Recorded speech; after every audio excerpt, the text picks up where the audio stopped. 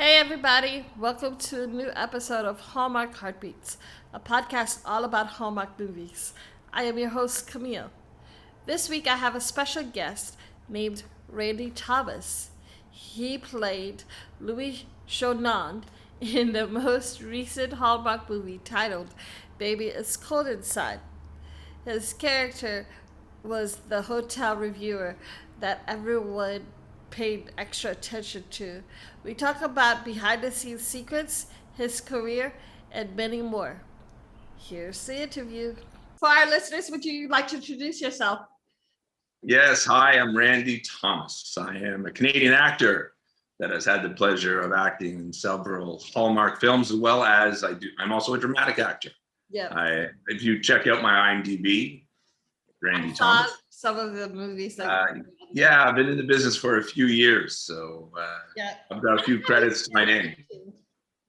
Pardon me? How long have you been acting? 25 years. Wow. 25 years. I started late though. I'm 53 now. I started when I was 27. So I actually went to school for business, and then I watched a little bit too much Top Gun, and I wanted to be following my dreams. Started following my dreams. Yeah. Yeah.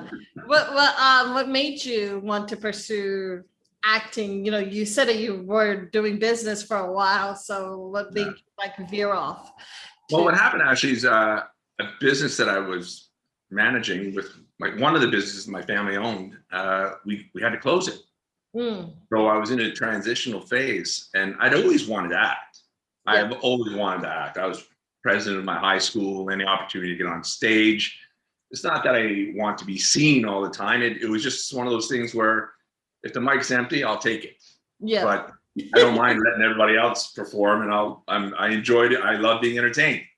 And so anyway, just to finish that segue, I always wanted to be an actor, but the plays in school, in high school, were all musicals. And I was an athlete, so I focused on sports. I went to university and played sports. And then when this opportunity came up, because I was going through a transition, I just moved to Montreal and started taking acting classes, and away I went.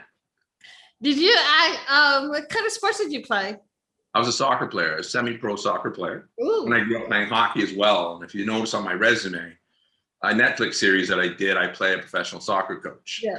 So that was the dream fulfilled there for me, was to be able to, I would love to have been younger and been a player, but that didn't work out that way. So I was thrilled to be able to play a professional soccer coach on that Netflix series, 21 Thunder, and had a great time shooting that in Montreal. And I looked that up see if it's on in the United States. Oh, it's on Netflix. It's on Netflix. That's so it should be. Yeah, I believe so. See, yeah, watch it. That sounds really cool. Your most recent role, I'm gonna screw up your name, is Louis Chagnon. How do you say it? Listen, we were all messed up about this. That name changed about 4 times because, as you know, they have to check the rights, right? To make sure. And originally it was Louis Chagnon, Charon, and there are Caron, Caron. And there was actually a Louis Caron in Quebec City as a reporter. So that was the end of that. You're like, done. So I didn't know what's going on in the background. The name had changed a couple times. Then I show up on set, and it's your name's changed to Louis.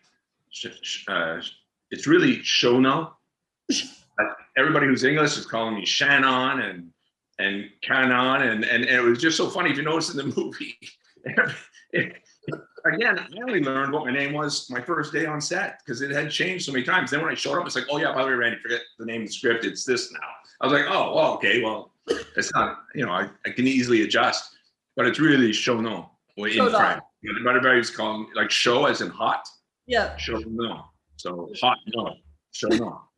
But then it was Shannon, and people calling it during the scenes, and I'm like looking at them going, "You're really not pronouncing her name right." But I guess it's kind of funny because it's French, so we just let it go. We just let it go. The whole time I'm thinking to myself, like, he should have just stayed with Mr. Green. Well, the whole point. See, this is the thing.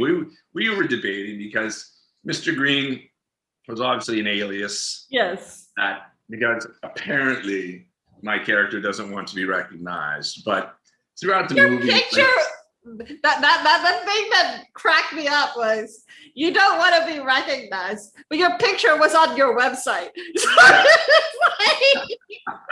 like, how is he not recognizable? But his picture is right there. Well, but that was the tongue in cheek of it all. Is that when I spoke to Marita, the director, who's absolutely fantastic to work with, Yeah. love working with her. She said to me, Randy, I don't want you to be a stereotypical what people would think this character would be. I'd rather him try to be a little more angelic in a way at the end of the movie, where I kind of am part of bringing them together. Yeah. And that you're watching everything that's going on at the hotel. But as far as my character being recognized, I decided that he actually really does like being recognized. So when I was playing, and even throughout the movie, I'd be using my accent, my American speaking English as I am now. And then the director, Marie, would come up, Randy, you know what, why don't you break it? Because I would, even if I was speaking in American, I would still speak in a French kind of cadence so that it sounded English, but for some reason there's something different about him. Yes. But she didn't want that too complicated. So she just said, Randy, I need you to break the accent into your accent a bit more so that people, it's tongue in cheek. It's what I love about Hallmark movies. Yeah. What I love about them and what a lot of people criticize them about. Like, we know we're not making an Oscar winning film here. You know that when you watch a Hallmark movie, there's a certain range of emotions that you're going to go through. Nothing too happy, nothing too sad, just a little bit of tension here and there. There's never a villain. There's just, like, for instance, in Melinda's character, Bridget, who plays the hotel manager, she's in love with Ben. Ben, did I forget? Yeah, it's Ben. Yeah. Who's played by Steve Lund. But she's not evil, she's just not the right girl. You know what I mean? Like, there's A and then there's A+, which A+ is obviously the girl he ends up falling for at the end of the movie, which... I actually like Brigitte more than I liked Hannah. So yeah, well, no, but that's good. No, but everybody is drawn to characters, right? Like, listen, I listened to your review of the movie, and it's okay. No, don't be shy at all. Listen, I'm totally. We're allowed to have our opinions, and listen, I love doing these movies as actors. Yeah, like, I'm also a dramatic actor. I've got another one coming out that's more of a murder mystery kind of thing, and so my character in that is very much more level, the father, the caring dad. Whereas when I'm in a Hallmark movie, there's this certain romance to it, and everything is love, and everything is. My biggest critique with the movie was just that I didn't understand. There was not that big of the major storyline, the plot line. I couldn't understand, because it's like, why was she in the hotel? Like, she was doing everybody else's job, really, but her own, why she was there in the first place. And I'm like, well, just be a guest. Just enjoy being in the hotel. I don't understand why you're doing all this craziness stuff. Yeah. Well, in a bigger, like, imagine if this movie was a massively dramatic Hollywood film, okay? She would be the idiot savant that keeps bumbling, making mistakes, and somehow fixes it, like Get Smart or something, right? Where Inspector Clouseau, right? Somehow saves the day. And that's what she did in this film. She knocks over the dessert and creates the second one. She always ends up saving the day. And it's so those I think there's a charm in that. And again, we have to remember the genre of movie this is. Yeah. Right? I love listening to critiques. I read them online, and no, I liked your character. You had like some funny moments. It was, for me, the funniest moment was when your lollipop got stuck.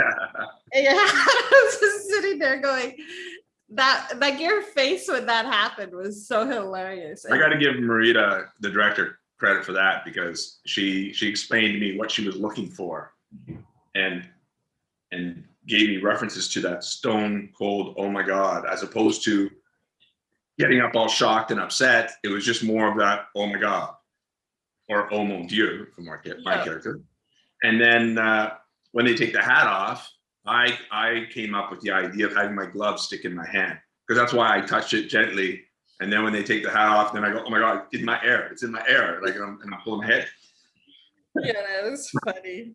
Yeah, no, you know what? I love those moments when I can make somebody laugh. And, you know, these moments, like in these movies, it's like, what's beautiful about them is that Hallmark stays to, they know their formula. Yep. And people know that, you know, whatever Hallmark movie you put on like that, you know that if your children come in the room or anybody, your grandmother comes in the room, everybody's going to be okay. What else did you have? What else? So I listened to your podcast. I listened to the whole podcast. Thank you very much.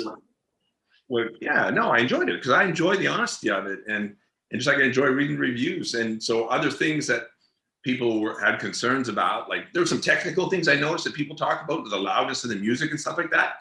And I'm like, my critique was they were using stereotypical Caribbean music to convey that the mom was like in a tropical vacation. And I'm sitting there going like, you already mentioned it like 50 times throughout the movie that she was on vacation. Yeah. And you were laughing about the green screen. Yes.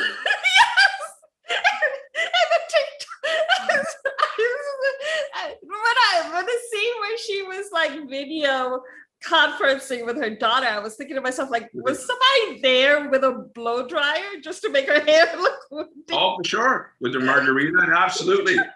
Absolutely. But it wouldn't have been a blow dryer. It would have been somebody with a piece of cardboard going like this to move her hair.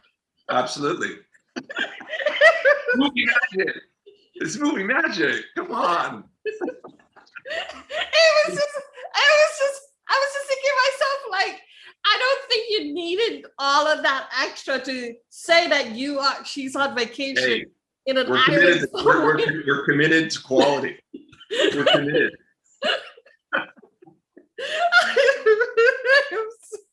I am so sorry. No, don't be. But you know what's interesting is how educated audiences are now.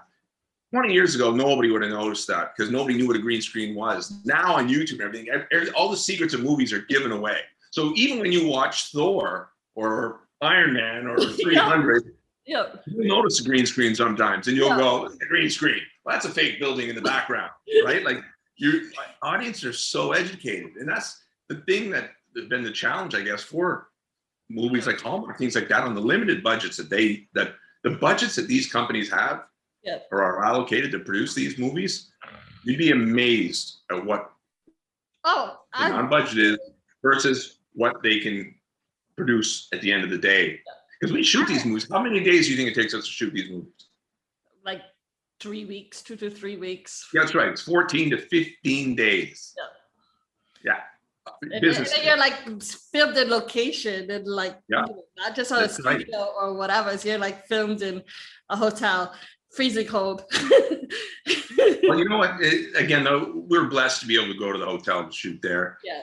And we shot like all the maple farm things outside of Ottawa at a maple farm, and all the snowshoeing, everything was all done there. And it was. Which of the activities that you did was your favorite? Like. Well, you know what what I really enjoyed was at the Ice Hotel, which you don't see in the movie at all. They have ski hills that are basically tubing. Ooh. So my fiance and I, every day I'd go film.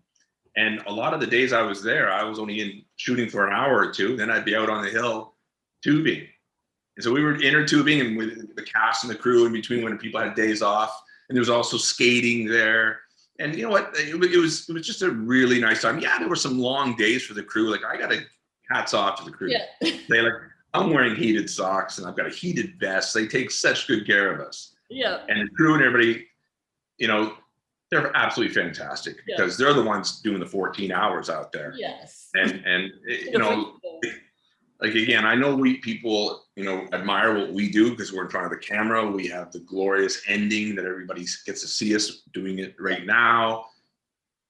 And I'm not belittling our job or the difficulty of our job sometimes, but I'm saying that the crews of films, the directors and the producers and the hours that they put in, like, it's just on another level. It's just different, but it's absolutely on another level. For them to be outside at the end of the day when they wrap us, they're still out there tearing everything down.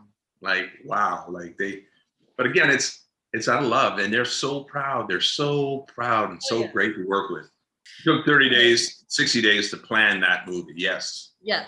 So it's amazing. Like, and the cast, when it's the first, I worked with Steve Lund in another Christmas movie 10 years ago. Christmas Inc., right? Yes, Christmas Incorporated. That's right. And it was fun to do. I searched you. I knew you would. You're a pro. I figured you would. Yeah, it was great to reunite with him and the rest of the actors that I only got to meet everybody when we had a table read via Zoom, Skype, about a month or maybe 3 weeks before we started filming. Yes. The director, Marita, wanted, so we had one of these Zoom meetings, and I got to meet everybody, and we read the script, and it was nice to see everybody, and it was great to see how it all came together and what it takes, and we had a lot of fun. In like snow, like there are a lot of things that people don't see, like different takes, right? Yeah. And like in the snowshoeing, when we first started snowshoeing, there was one take where I just stumbled off and I staggered off and I fell into the snow on the side of the side. Funny. And I wanted to add, and they thought I did it they thought that I did it by accident. They didn't know I did it on purpose. And then, because they came running over after the cut. Are you all right? And I started laughing. Oh yeah, of course. I did that on purpose. And they were like, oh, but it goes to show you too, what's interesting about that is that, again, it goes to the saying of the genre of the movie. In Hallmark movies, they're very careful about even those kind of things, about people falling and getting hurt. Like, the only thing that fell in this movie is a dessert, right? You know what I mean? Like, again, it's understanding what we're making in the way that they would say, it's in here. You can play anywhere between these two lines, and then when they get to editing, these lines become here. And it's again, though, but they're so fun to do, and they bring joy to people. And aside from the caramel in the hair, or the toffee, the syrup in the hair, what other scenes did you like in the movie? I liked I love the black glow. I'm a glass blower person. Yeah. They do a lot of glass blowing art here in Hawaii and stuff. And I think it's so beautiful. They actually, here in the North Shore, they have like these shops where you could actually watch them make the blown glass stuff. Wow. And it's so interesting. It's so pretty. And I love doing that stuff. But actually, one of my Mother's Day gifts this couple years ago from my mom was a little glass ornament for her that was like custom made kind of thing. It was like red and green. Well, see, that was the joke of mine, right? I come out and say it's a masterpiece. It's a paperweight, for God's sakes. Like, I know. I saw that. It was so funny. I was like, what is that supposed to be shaped like? It's a paperweight. When in doubt, it's a paperweight. That is super funny. It is. We had fun. What was your favorite scene to film? Would you say? My favorite scene to film would have been, I liked the last scene when I deliver her to the ice castle and bring them back together. Yeah, it was nice to have that moment with Jocelyn and Jocelyn's character to inspire love. I think is fun. And you were kind of Cupid. I mean, you were playing Cupid. Yeah, no, but that's exactly exactly what I was. And I was blessed, I had such fun with my wardrobe with this film. The director and the wardrobe people were absolutely fantastic, allowing me to have a lot of influence on my wardrobe. So if this guy's French, that's why I chose the coat, the big furry collar, and then, the beret. And, when I was snowshoeing, that was the only time I was actually being practical. I said, just give me a warm coat and a warm pair of pants. And I didn't know how long we were going to be out there, and I didn't want to be freezing. So I said, okay, this is the one practical outfit I'm going to wear. Like, I'm staying warm here. But actually, the hotel is not as cold as you think it is. It's cool. It's kind of like a fridge, but there's always blankets and there's always big coats and stuff. And by the way, I heard you mention on your podcast, you asked, how come people get to walk into other people's rooms during the day?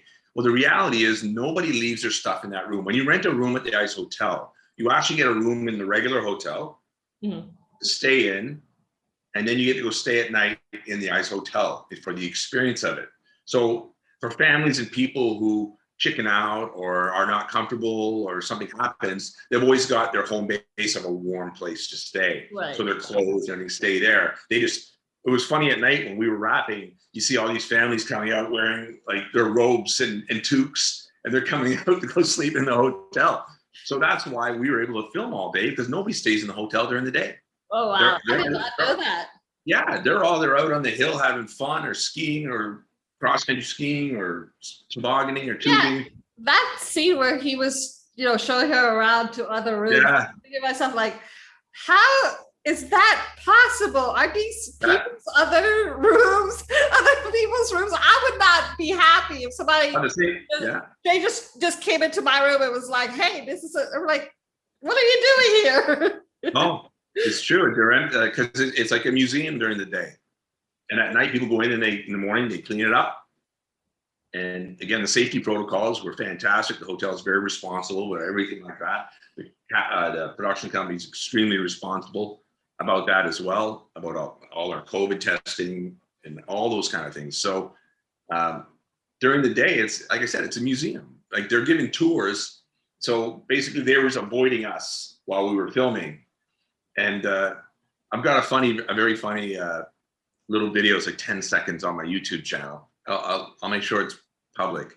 But the slide that you see in the movie that they're sliding down, it's actually there for real. Yeah. And I was filming my fiance coming down, and I didn't realize how fast she was going to come down. And she takes me out at the bottom. So you just see the camera there. And then you hear, "Oh, geez," and my feet, and we fall. Anyway, like a little ice slide blooper.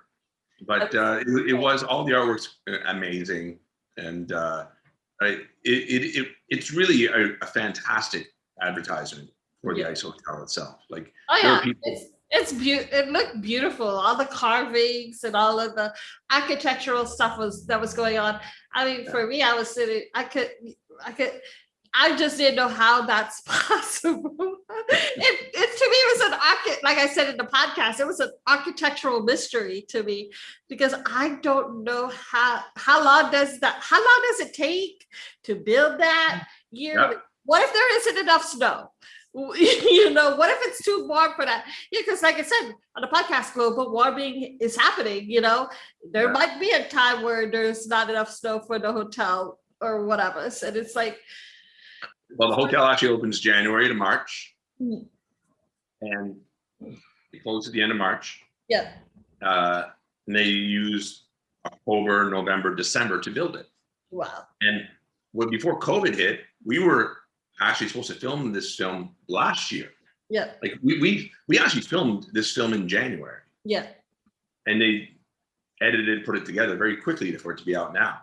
Yeah. But last year during COVID, I was actually driving. I got on the train. Like, I called the producer that morning because I knew they were going to make an announcement for COVID. I go, are we still on? Like, I go, do I get on this train? Because it's filmed in Ottawa and I'm in Toronto. And he goes, yeah. So I get on the train to get out there, do all my fittings and everything. They're filming their first day. Boom. COVID. We get shut down. Yeah. And, you know, the producer, I'm on my way to the hotel, and the producer on my phone, I see the number and I go, oh, hey, are we going for dinner or something? And he's like, no, I'm sending you home. And it was like, what? So we had to wait until, you know, obviously at the end of March, the Heights Hotel melts. So there was no way we, you know, honestly, I didn't even know if it was ever going to get made.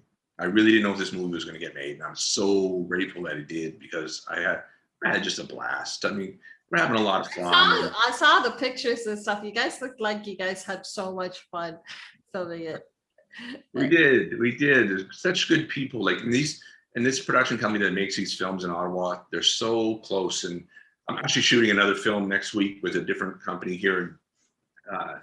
Like I work with Fireside Productions in Ottawa, and next week I'm filming with Brain Power Studios here in Toronto. And again, both these companies are such great companies. The crews are tight, and you need it. It's almost like a family, and because that's what it takes to make one of these films under these conditions. And what's amazing about these amazing companies is that they film back to back to back. So while they're filming one, they're preparing another.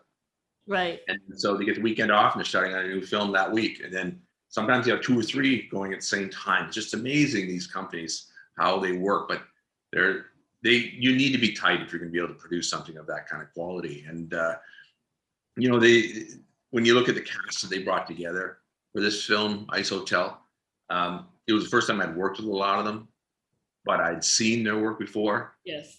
And it was an absolute pleasure. It was an absolute pleasure, and see again people adapt to different characters, or the thought that goes into how, like, because there's one thing for us to memorize lines. Yes. And then we get there because we don't know what we're looking at until we get there. Yeah. By the way, this is your environment. This is your dinner table. This is your dining room. This is your, you know, and it's you have to adapt right there with what you're doing. So a lot of it is made up on the spot. Like I only knew that there was going to be maple syrup on my hat. Okay, so I didn't know that. We didn't plan for me to put my glove in my hair, and oh my God, right? Like we didn't know that. And again, the real maple syrup, it's real maple syrup that we're using there, and we're trying to put it on the sticks. And I grew up on the East Coast, so I've done this a lot. Yeah. The rest of the cast most of them had never experienced maple syrup on the snow before. So they're trying to roll up on their popsicle sticks. And so every take I'd be handing somebody else mine, because I've done it so much growing up. I'm handing out suckers while I'm getting ready to get my head It's too funny. with maple syrup. Great memories.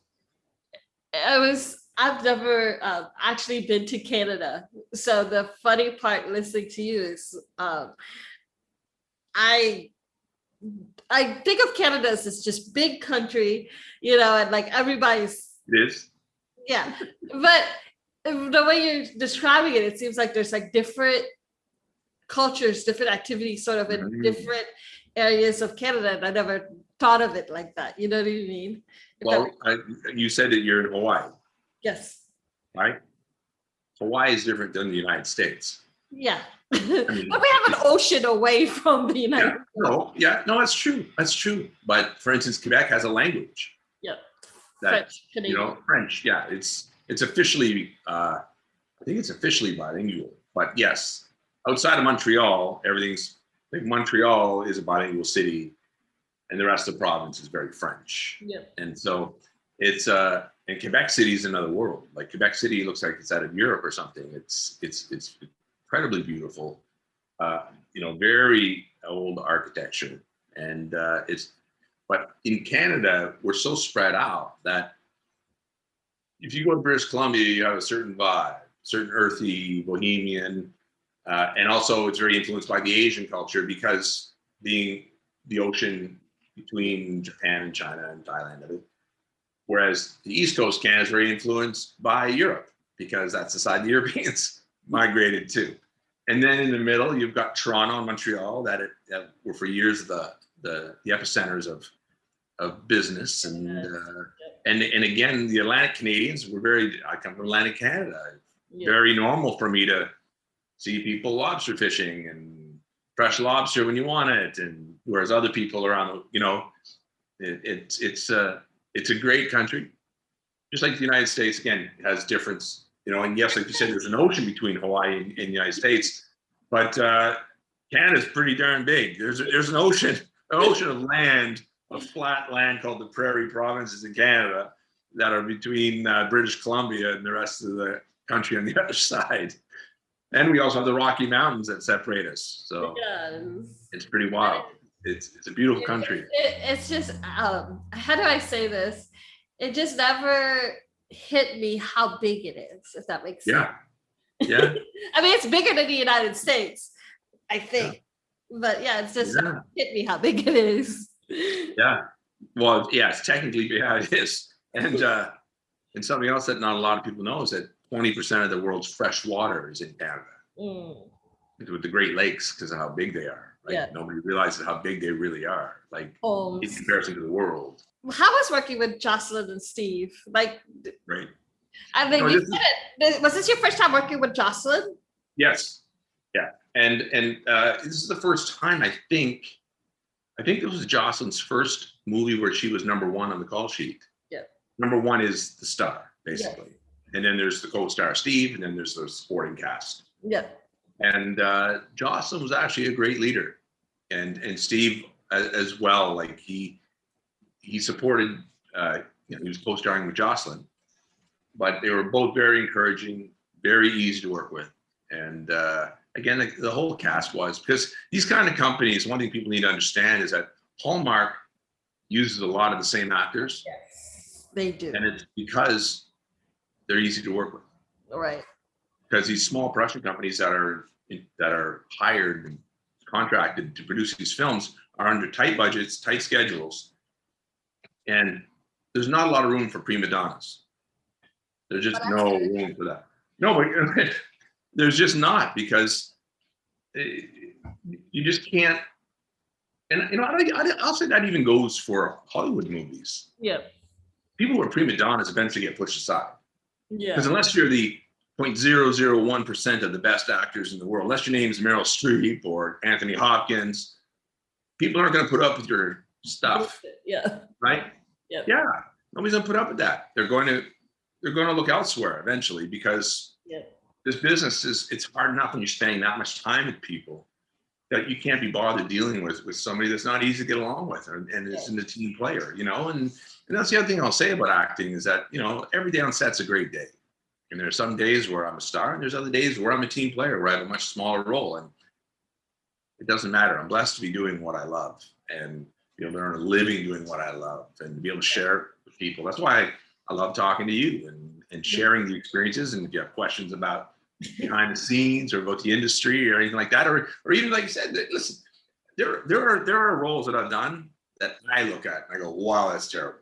That's just terrible. But you know what? That was the best that I was on that day. Yeah.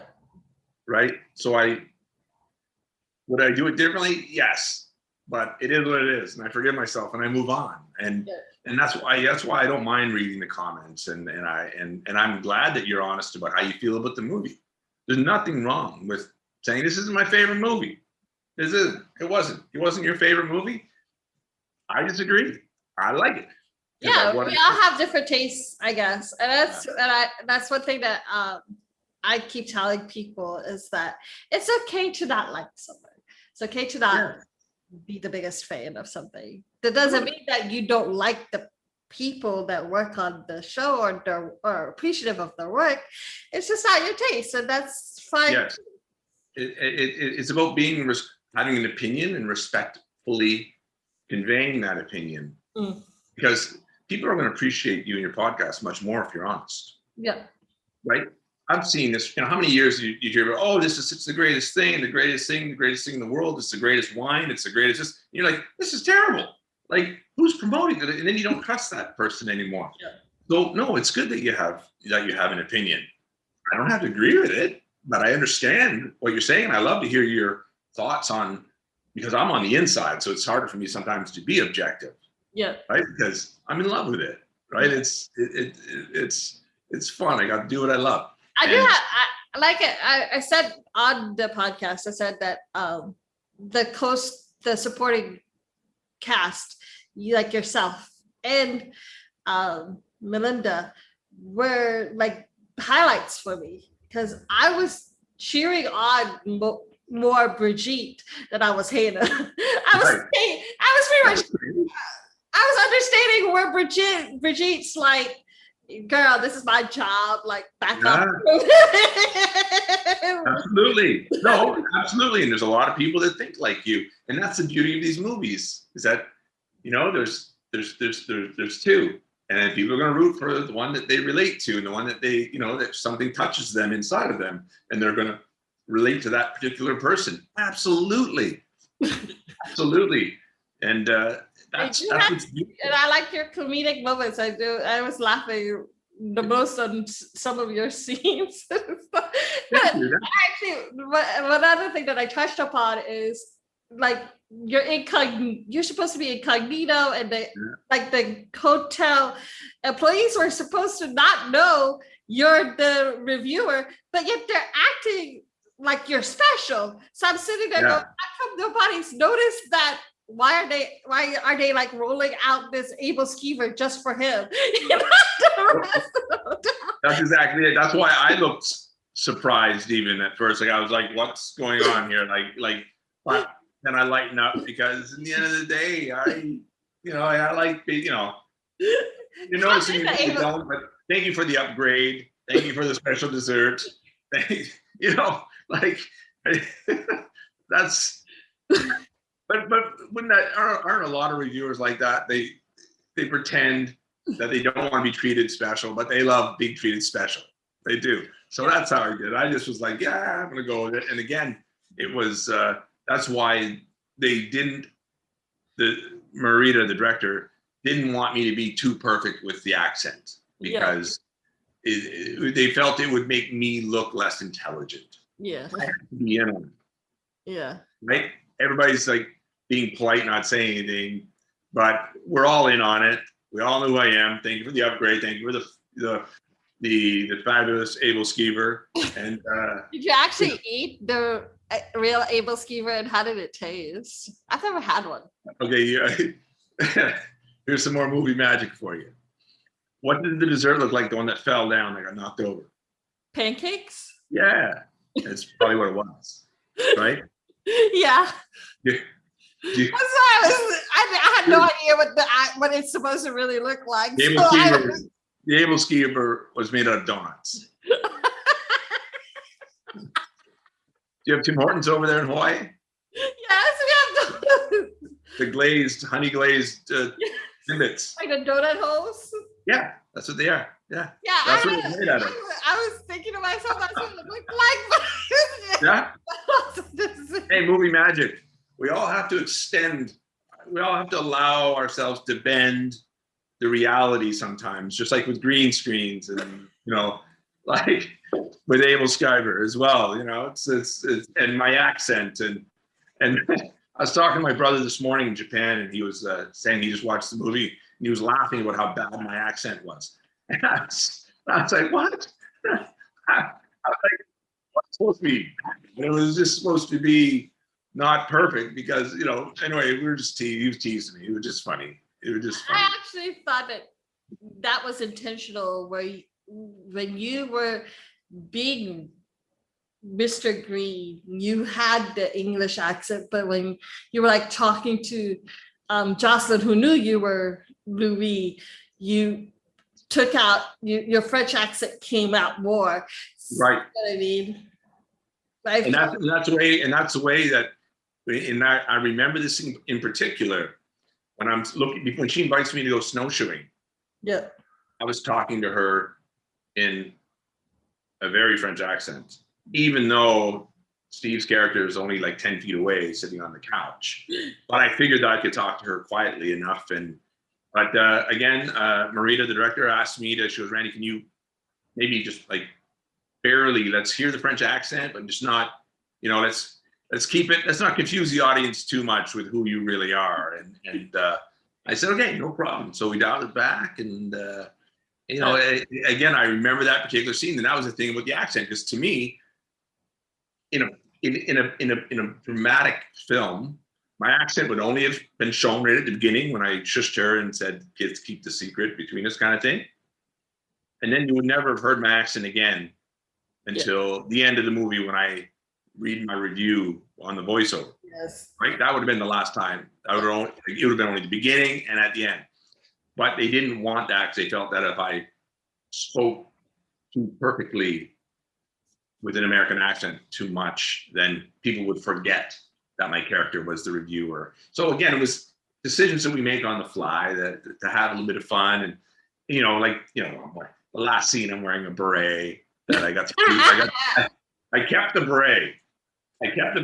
And I even kept the toffee hat. That is too funny. You know what? The whole time when you were like wearing the beret, I was thinking of those, those Olympic opening games where the teams go into the stadium and they all wear the same clothes, and a lot. What country would I have been? Huh? What country would I have been? Looney Tune, or what? You thought I was French? No, I've seen many American teams wear those kind of berets. The whole Navy. I was thinking to myself, did they borrow the outfit from the U.S. Olympic team or something? I got to give Marita, the director, full credit on the beret, because she wanted me to wear it, and she gave me leeway on everything else. She said, but I just really like you to wear this beret. So it did. I thought I enjoyed wearing it. It was fun. That's why at the end, I come in very French, and when I say bonjour, and I come up, just the lady I was looking for, and I start giving her. Then I give her the ice castle, because she should remember the trip more than me. And so we had, it was fun. It was fun. Yeah, that was great. So what other roles would you like to play? What dream roles would you like to play for Hallmark, possibly in the future? Hallmark. Oh wow. Well, for any channel. No, absolutely. No. I love. There was a movie that was done that Melinda was in, actually, called "Fit for a Prince." Yes. And it was the Cinderella story, basically. Yes. I thought Melinda was fantastic in that movie, by the way. But I would love to do for that. Pardon me? I interviewed her for that. Yes. Did you? I'll have to try to find that one. That was the one that she told us she had just finished filming. Yeah. Oh wow! Cool. So, yeah. Not telling us that she was filming this movie. Right. Well, you know what? I would love to play. I haven't played the romantic lead in any of these movies yet. Yeah. I'm hoping that I get offered that from Hallmark, or I'll keep auditioning for it. The interesting thing again about Hallmark is that because of my age, typically I'm too old for that character, typically. But as we're seeing in movies right now, there are series and things that are aging up. Because you look at the Hallmark demographic, it's typically aging a little bit, right?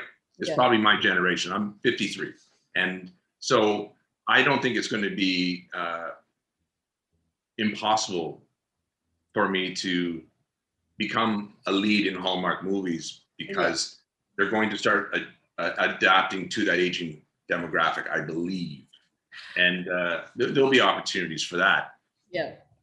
Yeah. And because, Batman's already been taken. Ben Affleck's got that. So I can't play Batman, because that would always have been a dream of mine. And James Bond, Daniel Craig's got a lock on that for a little while longer. So nothing I can do about that. And, Top Gun 2's been done without me. I'm upset about that. Well, who are some dream actors that you would like to work with? Oh, I would love to work with. Well, unfortunately, I'm not going to get a chance to act with Sean Connery. I would always love to work with him. Anthony Hopkins, Meryl Streep, Kate Blanchett. But also, I'd love to be in one of these superhero movies. I think they're absolutely fun. And you want to talk about green screen. Are you a Marvel fan or a DC fan? Actually, I've always wanted to play Batman. But I got to say, I love the Marvel Universe. And I have a lot of fun watching that. My fiance is big on the Marvel Universe. And, we love Deadpool and all that kind of stuff. Are you a fan of those movies as well? I am. I'm a huge. I grew up watching X-Men and cartoons Ah, and voilà. stuff, There you go. and I watched. I love Batman movies as well. But Yeah. I do have to say that I think Marvel movies is just a little bit better. They've definitely been holding the most of the public opinion Yeah. as far as preference goes. I'm very grateful for every day that I'm on set. And the reason being is that nobody in the world cares if I ever act again except for myself and maybe my mother and my fiance, right? Nobody's going to miss me if I'm gone. And I don't mean that in a negative way. I just mean it's life. I mean, even, if something unfortunately happened to Robert Downey, there'd be another Iron Man, right? It's just we evolve and things change, and change can be good sometimes. And of course, it's unfortunate when people pass away like that. Chadwick. Yeah, that's unfortunate. Of course, it would have been nice to get an opportunity to be on stage or to work with him as well. But something else I'm mentioning, coming back to Robert Downey Jr. and Iron Man. I was actually Robert Downey's double back in 2003 in the movie Gothic with Halle Berry. The year Halle Berry won the Oscar, and then I was his double, and I got to work with them for a few weeks. That was a lot of fun. How was it working with him? Oh, good. He's a character, I tell you. He's a personality. Is he like Iron Man? Oh yeah, 100%. Yeah, I've heard that's the case. Perfectly cast. Perfectly cast. And Halle was an angel to work with as well. She was what I was upset about is I got cast in Roland Emmerich's latest movie, Moonfall. They just finished filming. I had a role in that. And I was in Montreal, and I thought I was going to be able to see Halle again for the first time in 18 years. And I wasn't able to because of COVID. She had to quarantine. So that was depressing. That was not depressing. It was sad. A bit of a bummer that I didn't get a chance to meet her or see her again, I should say. And it's been a great ride. I'm very blessed to do what I do. And that's why I'll always make the time to talk to you. I appreciate you taking the time to talk to me. And, this business is just, it's cool. I just think it's fun.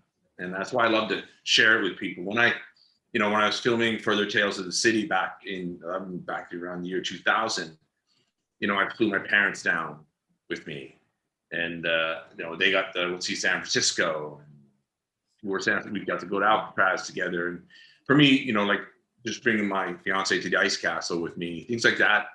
I want to be able to share these experiences with the people I care about, because what's the point if I think you're the second actor that I interviewed where they talked about bringing a family on set, and that was what made it special. Family is what makes everything even better and stuff like that. And you got to be able to give back, and that's back in 2003 when I was working with Halle and Robert. My girlfriend at the time, her mother was dying, unfortunately, and but Halle was kind enough to give her a phone call for a while and let her know she was thinking about her and that she was going to pray for her. And I thought that was just it made her day. It took her mind off everything else she had going on, just to pick up the phone, and it's Halle Berry calling. So it was I'd never forget that. Always grateful for that, because again, it's special. It gives you a story. A moment that people will never forget. I think it's kind of cool what they're doing with Cameo, that app where you can send people messages from stars and stuff like that. Yeah. I look forward to getting on that. Do you have a question for us? For me? Do you have any questions for me? Yeah. Okay. So, what other actors do you follow? Who would be your ultimate interview? As far as Hallmark actors go, I would die if I get to interview Tyler Hynes. I want to interview Tyler Hynes so bad. Tomorrow is my birthday too, so I'm sitting there going hey, happy birthday! Thank you. But I would die and live happily in heaven if I get to interview Tyler Hydes. Oh, you'll get them. Yeah. You'll get them. Yeah. Yeah. So anyway, thank you so much for letting me interview you. It was thank you. It was a pleasure and an honor. And please, any other time I have films coming out, it'd be my pleasure to talk to you. Oh, definitely. Let's do that. Sorry, no, I have a movie called Evil Stepmom coming out. Oh, really? It's not a Hallmark, but it's a Lifetime movie. And then, of course, Moonfall with Roland Emmerich. I have a role. I play a lawyer. Yeah. So that one. What is Evil Stepmom sound? It sounds like a Cinderella story. Yeah, exactly. No, but well, see, there's the thing is, again, when we talk about the genres of movie, you have Hallmark, right? And then like the Lifetime and the Hallmark murder mysteries are a little bit more risque, not in a sexual way, but in a murder, basically, right? Murder, she wrote, basically, right? People die, but nobody dies gruesomely, and stuff happens. And Evil Stepmom's like that as well, where it's a thriller, but a thriller that is palatable to audiences of all ages. There's nothing, overly violent or aggressive about it. But it was a lot of fun to shoot. And I play a soccer coach again. I play the father, and I'm a soccer coach. So I got to be on the field playing a lot of soccer, and that was a lot of fun. Do you still play? No, I don't play. I'll kick a ball around, stuff like that, but I don't play because, I just don't, I can't afford to get hurt. And my mind, because of the level at which I played at growing up, was my mind and my body, I can't, what's it saying in Top Gun? Your body's, you're writing checks, your body can't cash. That sums it up right there. I don't write checks on my body anymore. That is funny. Well, listen, thank you so much. And again, congrats on your. Thank you. And it would have been fun though if you got married at the chapel while your girlfriend was there. We're like, hey, let's get there. Yeah, our families might have been upset though. We have Italian families, so they would have been upset not to be there. Well, thank you so much. And thank you. You take care, and aloha. No. Aloha.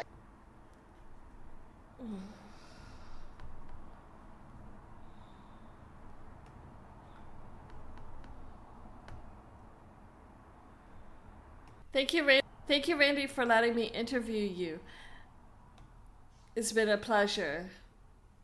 In conclusion, you can listen to us on Apple Podcasts, Google Play, Spotify, Podbean, Tune-in+Alexa, Pandora, iHeartRadio, and YouTube. Follow us on all social media platforms. Our Instagram page is Hallmark Heartbeats, Facebook page Hallmark Heartbeats Podcast, and Twitter Hallmark Heartb1. Buy us a coffee on www.buymeacoffee.com/hmarkheartbeats. I've included 2 levels of membership in our Buy Me a Coffee page.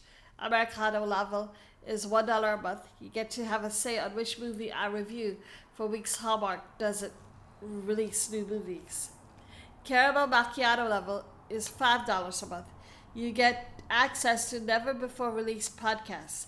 I currently have 3 right now on the site reviewing October Kiss and the first 2 movies of the One Winter Trilogy, One Winter Weekend and One Winter Proposal. Later this week, I will be reviewing the movie Birthday Wish, especially since May is my birthday month. Also at this level, you get access to raw, unedited footage of all interviews. For example, this interview with Randy, there's 15 minutes extra that I edited out that will be on Buy Me a Coffee. We talk about our love of the DC universe and Marvel, and also talk about Chadwick Boseman. All links are in our link tree in our bio. For the next podcast that will be released, May 17th is Sweet Carolina Recap. It's a movie starring Lacey Chabert and Tyler Hydes. I will be joined with the guest co-host Charlie Fields from the Thirsty for Hallmark podcast. For the month of June, Hallmark will be doing a Summer Nights series, releasing 4 whole new movies. The first up is Your Handmaid Aloha, starring Kevon Smith and Pascal Hutton. The podcast reviewing it will be released June 7th. I will be joined with Callie, who is the blogger for Hallmark's blog. So, see you guys on Monday. Hope you guys enjoy your week, and thank you for listening. Bye.